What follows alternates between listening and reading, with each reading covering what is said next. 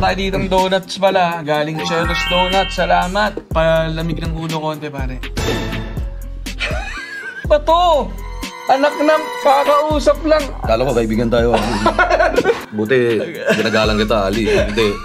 Tinawag ko na tong opisina mo. Malito, pare, alam mo. Feeling ko nung dineliver to. Mark to eh. Yan pala ginagawa nyo, Chelos, ha? Naninira kayo ng araw ng tao, ha? Kahit ibigay ko ata yan sa pulubi mamaya. Pati ka, mandiri. Pagka... Yoko na. May ganito na palang prank dito sa linya-linya eh. Tatakpak ko na. Yung galit ko eh. Alam ko, maayos yung interview natin.